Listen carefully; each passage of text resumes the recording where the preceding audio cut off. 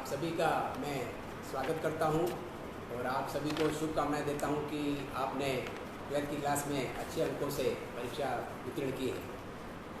आप जानते हैं कि 12th के बाद जो है विभिन्न प्रकार के कोर्सेज उपलब्ध होते हैं, जिसमें ह्यूमैनिटीज़ में, आर्ट्स में, कॉमर्स में, साइंस में कई प्रकार के कोर्सेज उपलब्ध होते हैं, जिसमें कि कुछ जनरल कोर्सेज होते हैं, कुछ स्पेशलाइज्ड कोर्सेज होते हैं, कुछ प्रोफेशनल कोर्सेज होते हैं। जो जनरल कोर्सेज होते हैं उनका भी अपना महत्व है और जो इंजीनियरिंग कोर्सेज होते हैं, प्रोफेशनल कोर्सेज होते हैं, उनका भी अपना महत्व है। लेकिन आप जो भी निर्णय लेते हैं उसका प्रभाव आपके पूरे जीवन पर रहने वाला है। तो 12th के बाद जो भी निर्णय लेना है वो बहुत सोच समझ करके, राय लेकर के करना है। हर व्यक्ति 12th के बाद कोई न कोई निर्णय लेकर के आगे कोर्स चुनता है और आगे बढ़ता है। और जीवन में आगे बढ़ने के लिए आवश्यक है कि आप 12th के बाद आगे क्या करना चाहते हैं, किस क्षेत्र में जाना चाहते हैं और क्या बनना चाहते हैं, ऐसा लक्ष्य आपको हमेशा निश्चित करना चाहिए। जब आप लक्ष्य निर्धारित कर लेते हैं तो उसी अनुसार आपको प्रयत्न करने की आवश्यकता होती है। और प्रयत्न भी यदि सही डायरेक्शन में यदि किया जाए तो कम से कम समय में आपको सफलता मिलती है। देखो, लाखों की संख्या में कैंडिडेट्स जो है पढ़ते हैं, हर साल लाखों की संख्या में कैंडिडेट जो है प्रोफेशनल कोर्सेज कर रहे हैं, इंजीनियरिंग कोर्सेज कर रहे हैं, जनरल कोर्सेज कर रहे हैं और परीक्षाएं पास करके आगे निकलते हैं और आगे विभिन्न प्रकार के क्षेत्रों में आगे बढ़ते हैं। याद रखिए कि हर कोर्स का स्कोप आगे बढ़ने के लिए बराबर नहीं होता है, हर कोर्स का स्कोप अलग अलग रहता है और समय के अनुसार बदलता भी है। जब तकनीकी बदलती है तो उसमें कुछ परिवर्तन भी आते हैं और साथ में हर कोर्स में कुछ न कुछ स्पेशलाइजेशन भी होता है हर कोर्स में। तो उस स्पेशलाइजेशन की विशेषताएं होती है और उसका भी महत्व हर तरीके से अलग अलग होता है। तो आपको जो भी आप निर्धारित करना चाहें, सोच समझ कर निर्धारित करना है और जीवन में जो भी आप आगे बढ़ना चाहते हैं, लक्ष्य जरूर निर्धारित करें।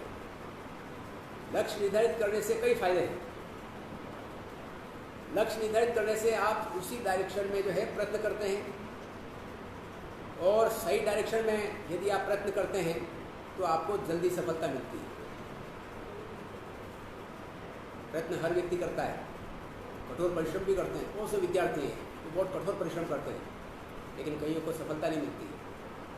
चाहे वो निजी क्षेत्र में जाना चाहें, चाहे वो सरकार की नौकरी में जाना चाहें, चाहे भारत सरकार की नौकरी चाहें, चाहे राजस्थान सरकार की नौकरी चाहें या किसी भी स्टेट गवर्नमेंट की नौकरी चाहें, कॉरपोरेशन की चाहें, बोर्ड्स की चाहें, विभिन्न प्रकार के नौकरियां उपलब्ध हैं।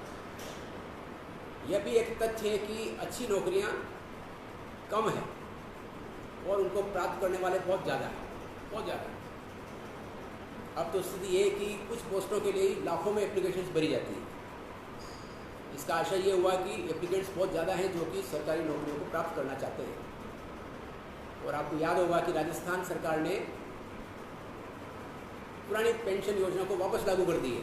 अब जो भी सरकारी कर्मचारी राजस्थान सरकार में आता है तो उसको पेंशन मिलेगी। राजस्थान सरकार ने यह निर्णय लेकर के राजस्थान पूरा देश में पहला राज्य बन गया जिसने कि ओल्ड पेंशन स्कीम को पुनः लागू कर दी है।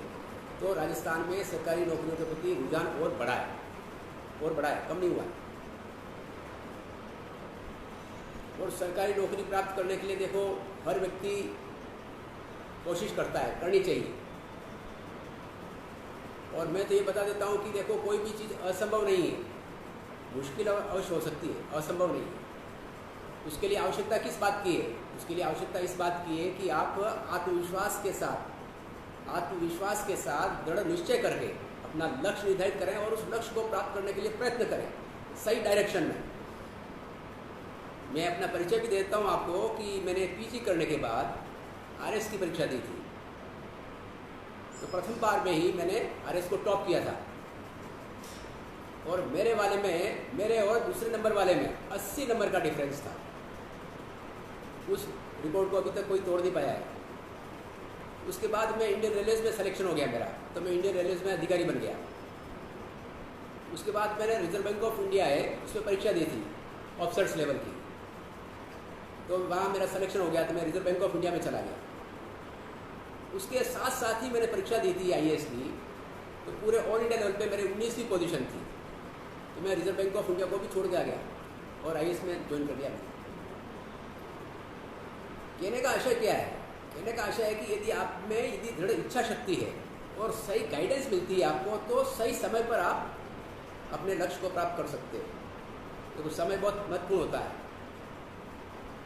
एक एज निकलने के बाद फिर प्रयत्न करते रहना बहुत मुश्किल पड़ता है, थक जाते हैं हम, हकीकत है।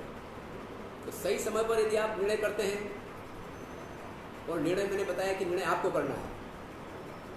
राय देने वाले बहुत मिलते हैं कि ये कर लीजिए, ये कर लीजिए, ये कर लीजिए,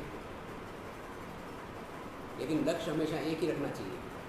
लक्ष्य यदि आपका बिखरा हुआ है तो कोई भी लक्ष्य प्राप्त नहीं होगा। और यदि आपने 12th के बाद ही लक्ष्य निर्धारित कर दिया और सही डायरेक्शन में आप यदि प्रयत्न करते हैं अपनी पढ़ाई के साथ साथ, चाहे ग्रेजुएशन कर रहे हैं उसके साथ साथ आप किसी भी सरकारी नौकरी के लिए आपने लक्ष्य निर्धारित कर दिया, तो आप उसके साथ साथ कुछ तो तैयारी करते जाइए सही डायरेक्शन में। तो आपका जो फाउंडेशन है वो मजबूत होता जाएगा। जब फाउंडेशन मजबूत होता जाएगा तो इमारत बनेगी, वो मजबूत बनेगी और आप सफलता प्राप्त करोगे। तो सफलता देखो कई परिस्थितियों पर निर्भर करती है। कई परिस्थितियाँ मिलती है जब जाकर के सफलता मिलती है। और सफलता प्राप्त करने के लिए जैसा कि आप जानते हो, देखो हर व्यक्ति कोशिश कर रहा है, आपको भी करनी चाहिए, चाहे छात्र हो या छात्राएं हो, सबको आगे बढ़ना चाहिए। शिक्षा पर जो व्यय किया जाता है, शिक्षा पर जो व्यय किया जाता है और अच्छी शिक्षा पर जो व्यय किया जाता है वो कभी भी वेस्ट नहीं जाता है, कभी भी खराब नहीं होता है। वो आपकी अर्निंग कैपेसिटी को हमेशा बढ़ाता है।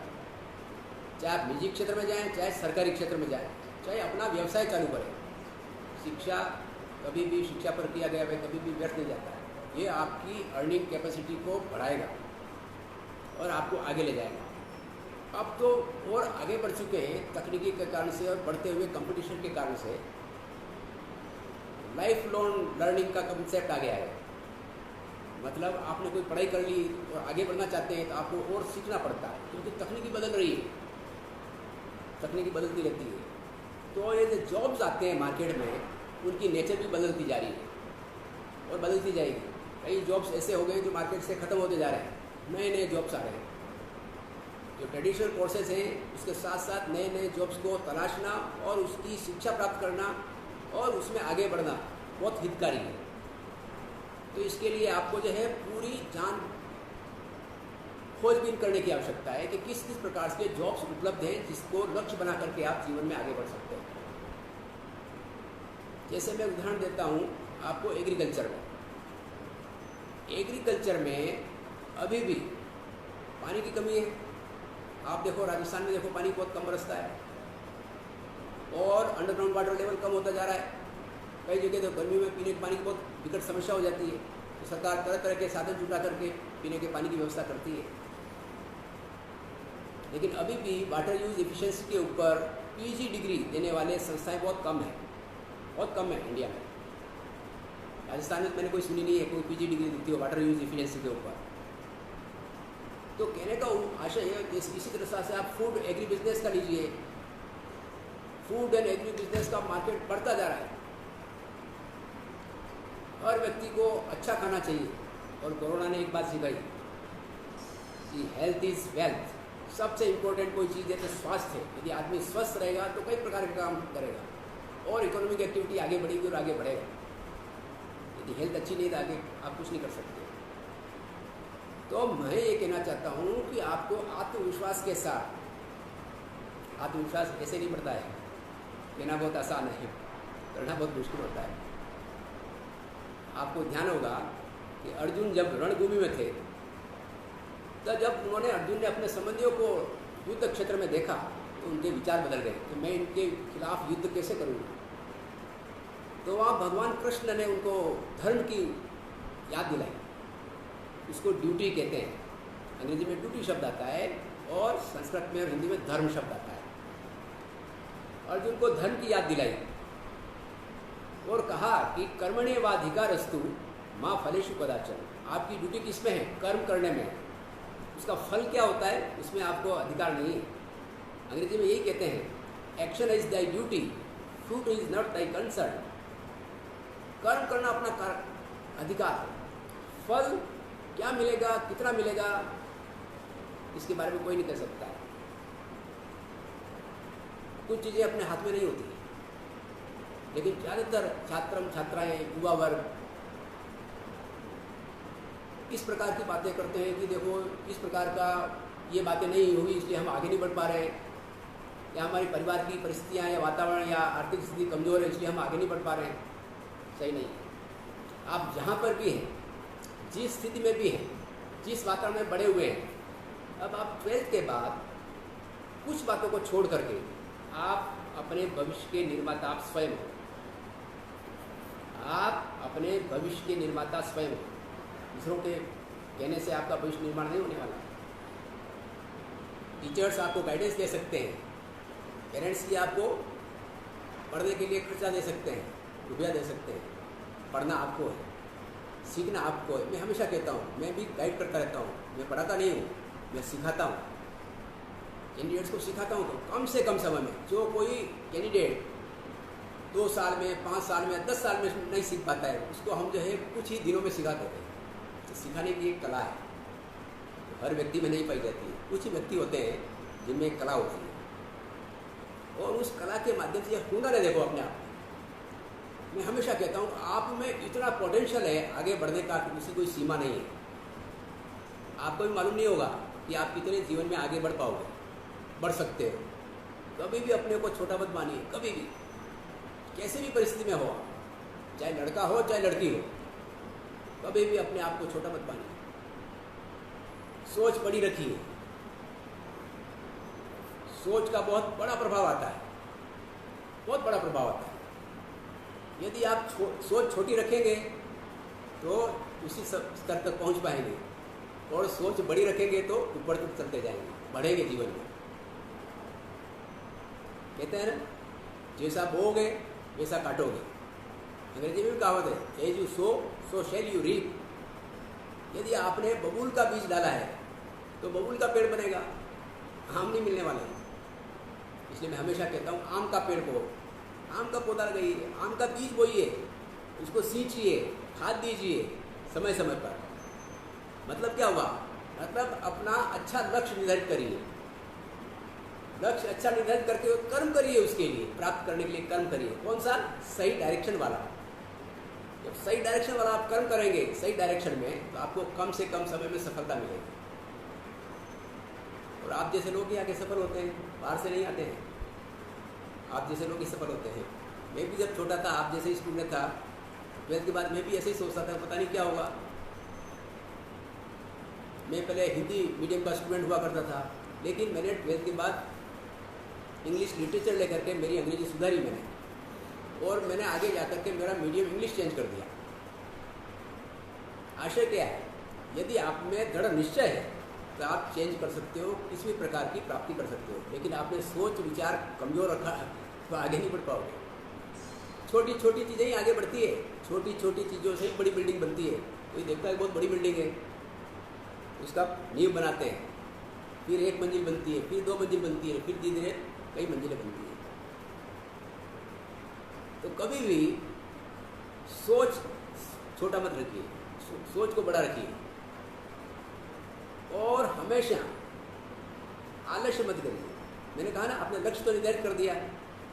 सपने भी बहुत देखते हैं कई लोग, सपने बहुत देखते हैं, मैं ये कर दूंगा, ये कर दूंगा, लेकिन कर्म नहीं करते, आलस्य कर जाते हैं।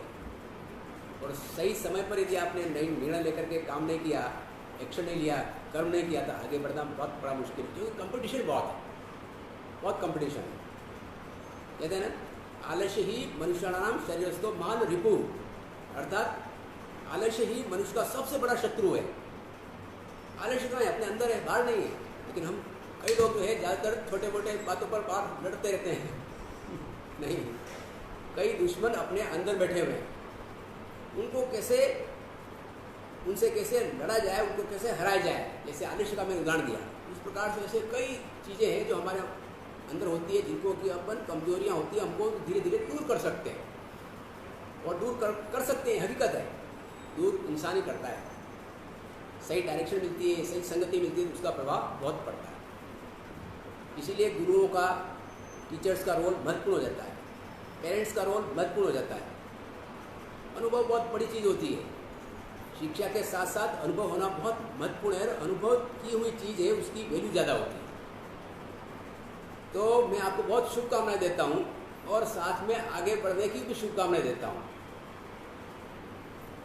और अंत में मेरे प्रथम गुरु जो मेरी माँ थी, जिससे मैंने सीखा कि कैसे अपने लक्ष्य को निर्धारित करके उसी डायरेक्शन में कर्म किया जाए। फल की प्राप्ति की इच्छा नहीं करनी चाहिए, कर्म करना चाहिए। ये मेरी माँ से सीखा मैंने। तो मेरी माँ को, जो मेरी प्रथम गुरु थी, उसको शत शत नमन। धन्यवाद।